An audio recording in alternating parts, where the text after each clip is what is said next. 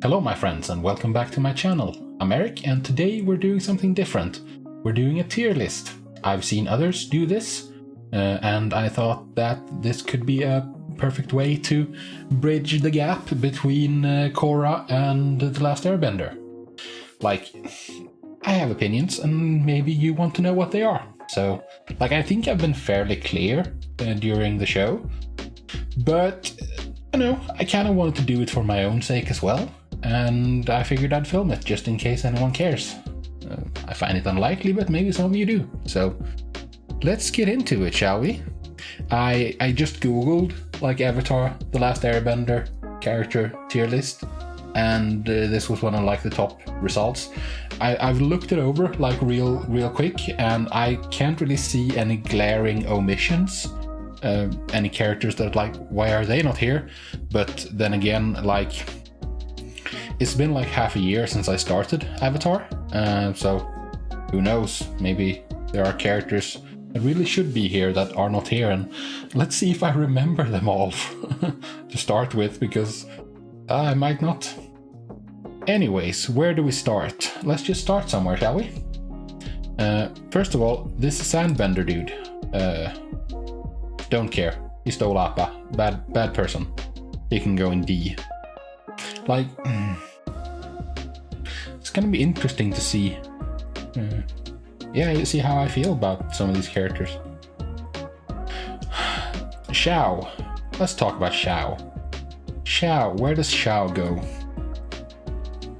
I feel like he goes fairly low. I feel like Admiral Xiao is a C tier character. He's supposed to be an admiral or general. I think it was general first and then admiral, but he was so ineffective. He kept getting made a fool of, essentially, by our heroes. I mean, that's how it's supposed to be, but I don't know, he felt ineffective compared to Azula, who was way more terrifying. Speaking of Azula,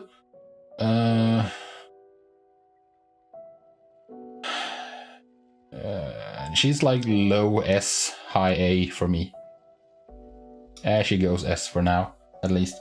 Azula is she's a very interesting character, and I don't know what the intentions were behind Azula. I really like Azula, but I thought that I'm unsure, I'm on the fence with her.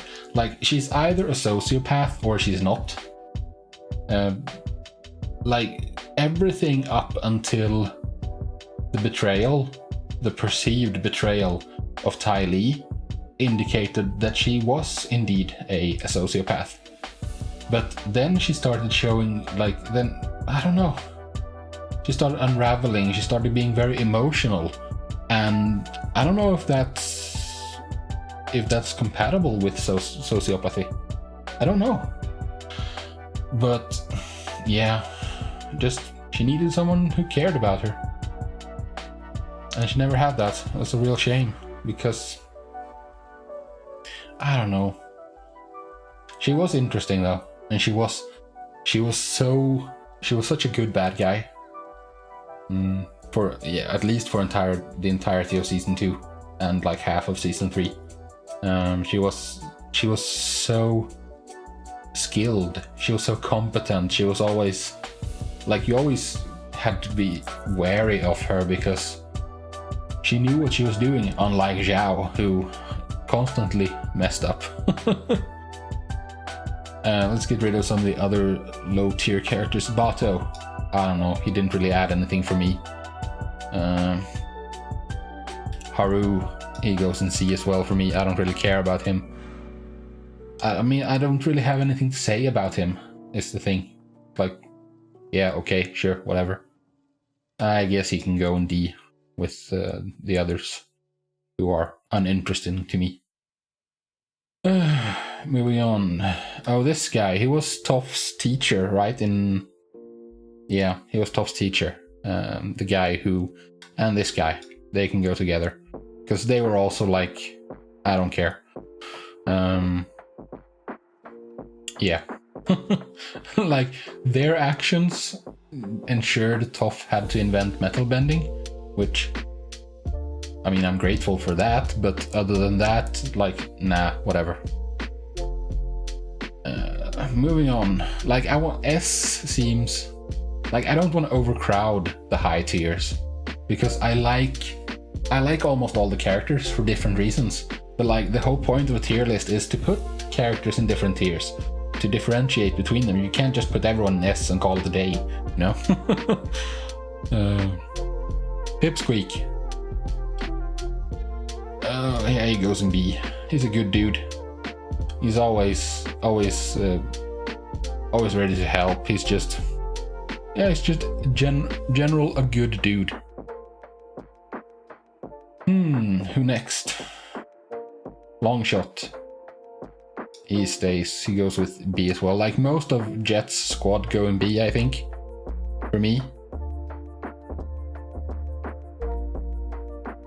Yeah, Jet as well. Like, I like that Jet got like a chance at redemption, but I don't know. I kind of wish that it didn't end the way it did end for Jet. I felt he had more in him, you know? Oh well. The Earth King, he goes in C because, like, he was a good guy, but blind, kinda. Like, he didn't pay attention to the world around him, and he just, like, when he found out, he went walkabout. And, like, he didn't add all that much. Speaking of which, someone who added, Cabbage Guy goes S tier. That's just... Of course he does.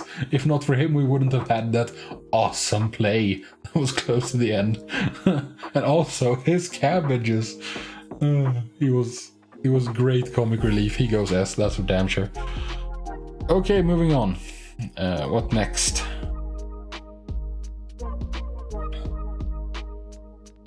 Who should we do next? The Inventor's Kid. Yeah, both him and the Inventor. Where's the Inventor?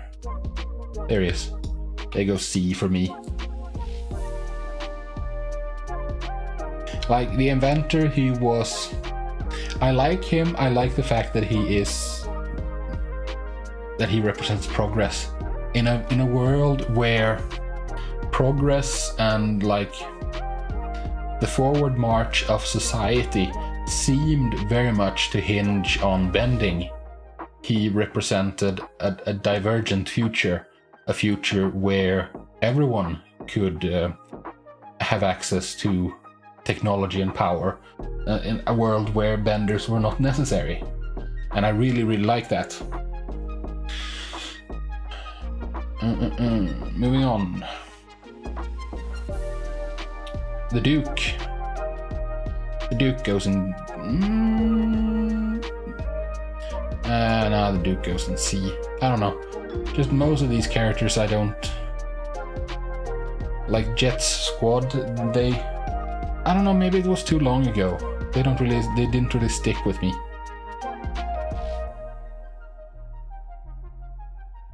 And I don't even remember this person's name, so they go in C as well. The person who was with Longshot and Jet in Ba Sing Se. Like, these four were like his Jet's team, but I don't even remember this person's name. I don't remember what her name was. So, didn't stick.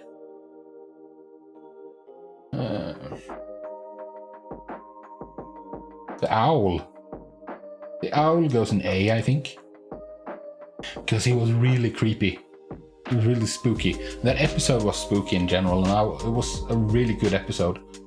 And the owl, just like the name, I don't remember what the name was. Something Shitong, maybe? I know the name meant he who knows 10,000 things, I think. And that's apparently, comments let me know that apparently that's a Chinese proverb that means, in essence, like he who knows everything. Like all-knowing, it represents that.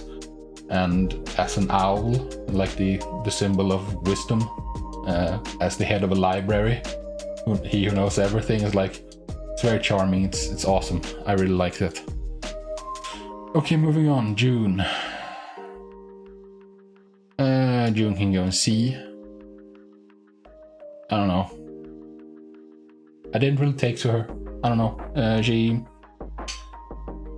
She was pretty effective, but like she had one episode where she hunted, I think. I don't remember her. And then of course she led them to reunite with Uncle Iroh. And Iroh of course goes in S because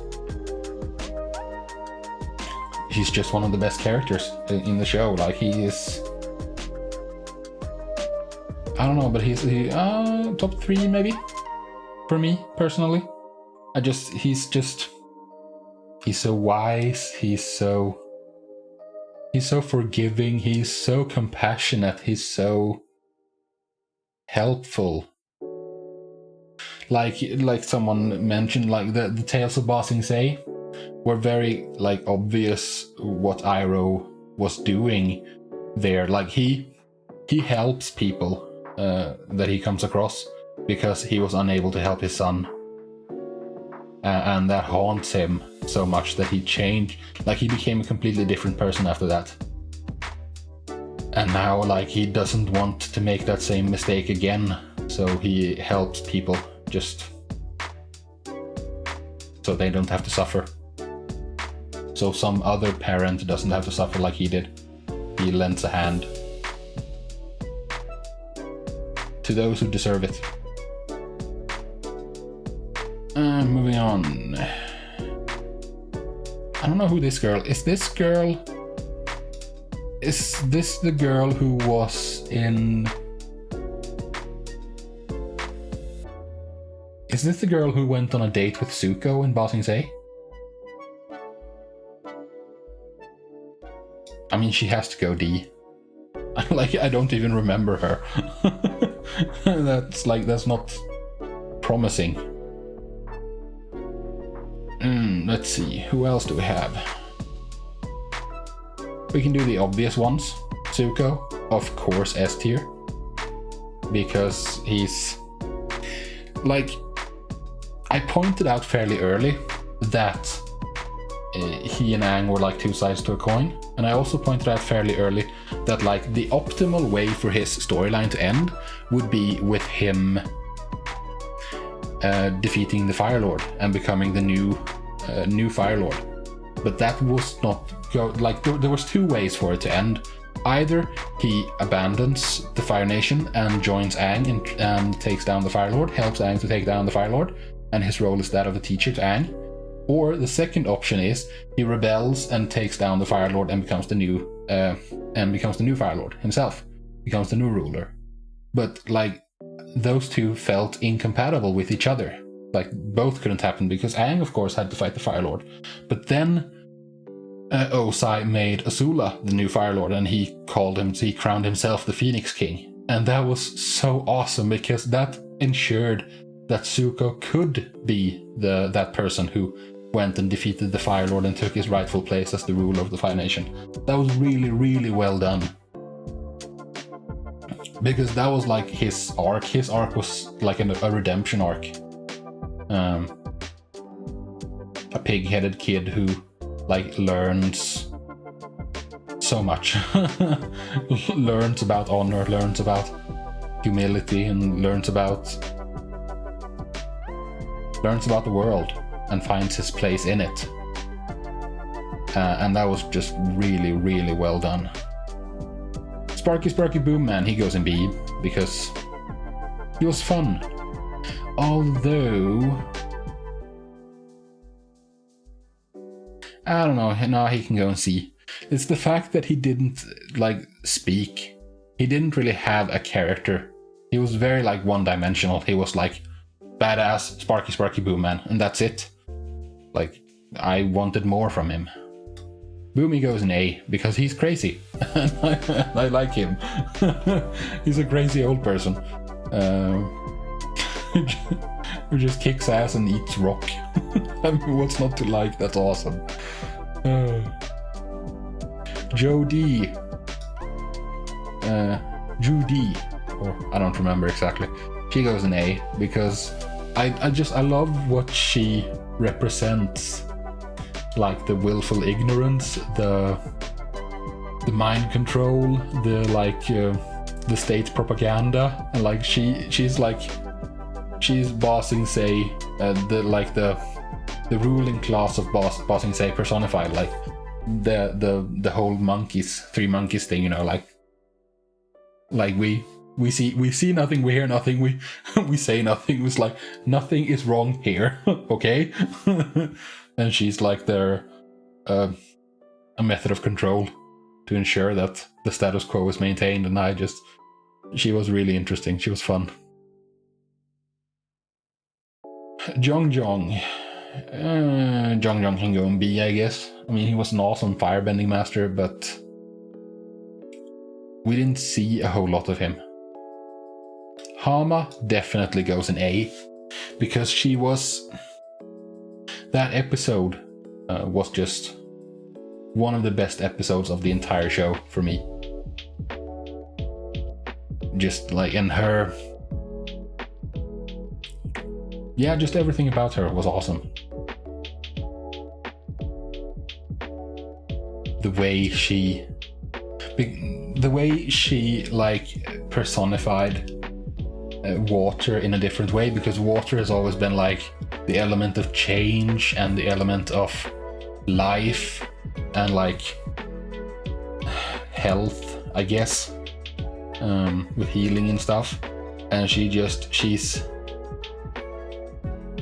like more stagnation and death, like more like a swamp water, like still standing water, just like more. And she's just, yeah, she was really interesting. She's basically the same as Jet, but the difference is Jet tried to change, and he actually did change. Hama didn't, just kept going on terrorizing people.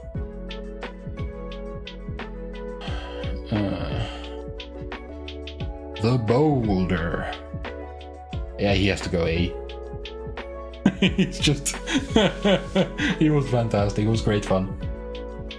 I don't know, I really like Dwayne The Rock Johnson. He's a wholesome dude and just all around good guy, and The Rock is him, like in Avatar version. So what's not to like, you know?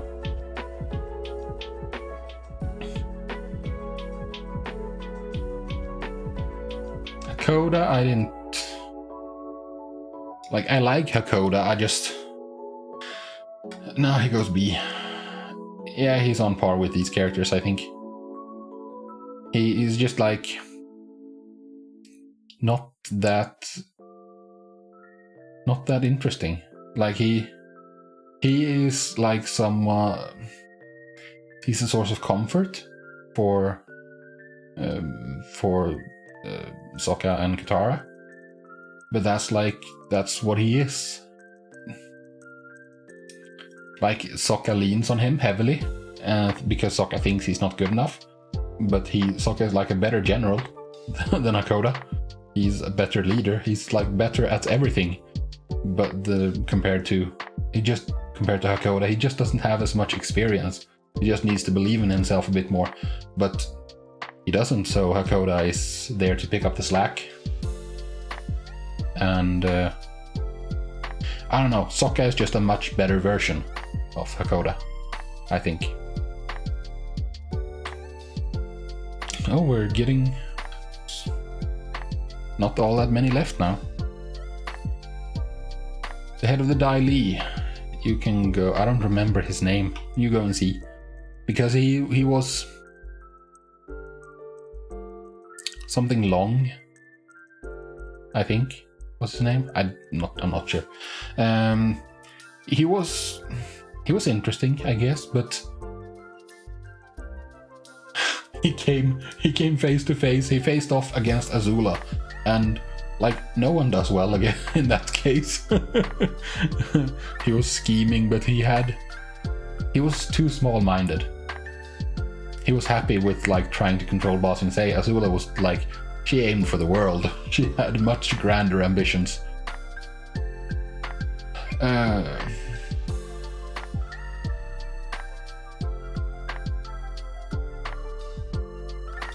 Ursa. Ooh. I didn't really care for Ursa. Like, she was a nice character, but like she didn't feature, really. Like, I know that she features in a comic miniseries, I think. And I want to read that at some point. But like, she was not, like, she was unnecessarily mean to Azula. Like, Azula needed a firmer hand, I think. She needed someone who could, like, teach her that some of the stuff she was doing, like torturing animals and stuff, that was not okay. But Ursa was just, like, scared of her or something. It felt that way. Like, it felt like Ursa was scared of Azula and had given up on Azula. And I think that's a big part of the reason why Azula turned out the way she did. Azula didn't have a rock to lean on. She didn't have anyone. Yeah, she had no foundation like that. So she became her own rock. And then she crumbled. She didn't have anyone to lean on. Like Zuko did with Iroh. Like, Azula needed an Iroh in her life, and she never had that. Moving on. Aang. Aang, of course, goes up here. Like, I might organize it so it's like best to highest S to lowest S.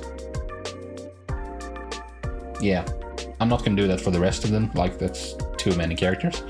But I think I like Zuko more than I like Aang. I really like Aang. He's a great character, he's a great hero. I just like Zuko more.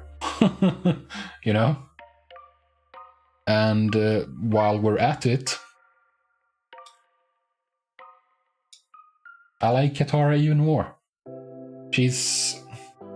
Her growth, like Zuko's growth was astounding throughout the series, but so was Katara's. All of them. Aang, because he had to learn all the elements. Like, he learned elements, but I don't know, like, he was good at waterbending, like, almost right from the get-go. Like, he was strong at it. He had, like, huge potential, or, like, I don't know, he was close to full power, like, right from the get-go, it felt. I might have misunderstood that completely. But Katara felt like she struggled so much. It felt like it was such hard work for her, and she really made an effort. And by the end, oh my word, she was such a powerhouse. Like for instance, she took down Azula whilst Sozin's comet was present. So it was superpowered Azula, and Katara won that fight.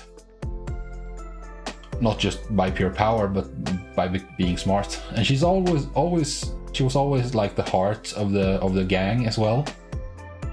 She was the mother of the team. She was, yeah, like the team wouldn't have fallen apart hard if it weren't for her, I think. And Sokka is best guy. He's my favorite character in the entire show. He's so gosh darn wholesome. He was always ready to admit fault. Like, if he screwed up, there was no ego with him. He could, like, no problem admit that I was wrong and I apologize. Please teach me better. Like with Suki, for instance, back in Kyoshi Island in season 1. back in the very first double episode, like The Boy in the Iceberg, the second half of that, when he, like, because he was so tribal, he was so set on Aang being dangerous, and like he was so skeptical, and like he had these tribal instincts, but yet he overcame them and was like, yeah, screw it, he's a good guy, let's help Aang. And he's always ready to admit that he was wrong, and he's always cheering people up. He always has a plan, and they work more often than not. And like the same thing with Katara. Like without Katara, the group would have fallen apart. Without Sokka, the group wouldn't have gotten anywhere. Kinda. And yeah, I really like him. And that we can go straight from that to Piandao. He goes A, because the episode where he featured heavily, like the Sokka's Master, episode 4, that might be my favorite episode of the entire show. Because because I so like Sokka. And that episode, the whole episode was just amazing. The way that he feels so insecure, like that no one appreciates him. Like he doesn't appreciate himself enough, Sokka, that is. And Piandao saw he saw Sokka for what Sokka was. And like, yeah, sure, I'll teach you, dude. You're way worthy. Like, I'm actually I feel like almost tearing up just thinking about that episode. That was freaking amazing. Okay, moving on. Gyatso. Gyatso was a badass, but we didn't really get to see much of him. I wish we had seen more of him. But he was a great mentor for Aang, I'm sure. Just, I wish there was more of him. Suki. Suki goes in S because she was badass. The episode The Boiling Rock, when the guys were standing there talking about like, how are we gonna get out of this mess? Like, how are we gonna get to the point we need to get to? And Suki was just like, guys, I already took care of it. Come on. What a badass. More badass girls. Toph. Oh, this is hard. I think Toph goes there. Yeah, I'm happy with that. Because like the greatest thing about Toph, I think, is the fact that she is blind but you can't tell. And the fact that no one else, like basically no one else in the show can tell, because like, I don't know if being blind counts as a handicap, but I mean, it is kind of a handicap. You can't see. That's like one of the senses removed. But no one in the show notices, essentially. You know, like, look at this. Like, and they're like, tough, like, I can't see. How do you keep forgetting this? And it's like, well, you make it easy to forget it because you don't you're not hindered by your inability to see whatsoever. And she's a badass who also invented metal bending. That we could stand to mention that more often, you know. Osai can go in A, I think. He was he goes in A solely because of the voice acting by Mark Hamill. That it was just awesome. Yeah, I'm happy with that. Appa, best boy. He goes up in S, he can go there. Above Cabbage Guy. I'm sorry, Cabbage Guy, but that's just the way the cookie crumbles. She even goes above Suki, I guess. Because we would not have gotten far if it was not for Appa. We would have still been trudging along towards the North Pole by the time the series ended. Kyoshi is crazy. She goes B. She's a crazy woman. Roku can also go and be. Like, he's the whole reason we were in this mess. It was good that Aang had him to talk to, but I don't know, dude. Like, like Roku himself said that, like, they were in the mess because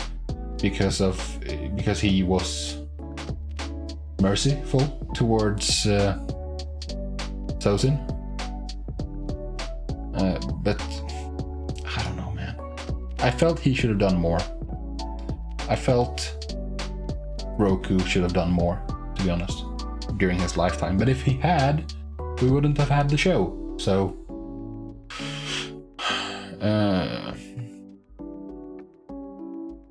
Sozin, where do you go? You can go and see, I guess. I don't know, I don't have a whole lot to say about him. I don't think. Momo can go there. Loyal companion. funny little guy. Yeah. I'm trying to wrap it up because I've been going for half an hour all suddenly. That's just how it happens sometimes, I guess. Mai, or May, depending if you read it or speak it. She goes in A, I think. Yeah, she goes in A.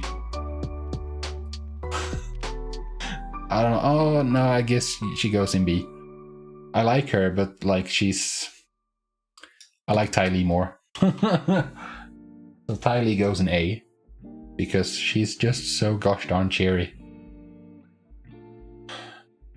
And now it's just 2 Water Tribe goons left. UA. Well, I have to put her in B then as well. Like, most of these characters we haven't seen that much of. It's just like Hama was just 1 episode, Yui was like 2 episodes, or 3, but she wasn't. I don't know. It was great of her to sacrifice herself to become the new moon spirit, but that means she's not in the story anymore, really. And Paku, I think that was his name, right? Paku. I think he goes in B as well. He was a stubborn dude, but we got through to him in the end. I think I'm kind of happy with that, to be honest. I mean, sure, like, you can tweak this. You can go on forever talking about these characters. But the most important row, I feel I'm happy with. I don't know. Of course, different people are gonna have different opinions. These are just my opinions. I'm sure that's been fairly evident, right? And it's a little funny, actually, that Aang is the 6th favorite character of mine, and he's the Last Airbender. He's in the friggin' title. Avatar, the Last Airbender. He's in the title twice. But I don't know. I really, really like Aang. I mean, he is S tier for me. I like these 5 more.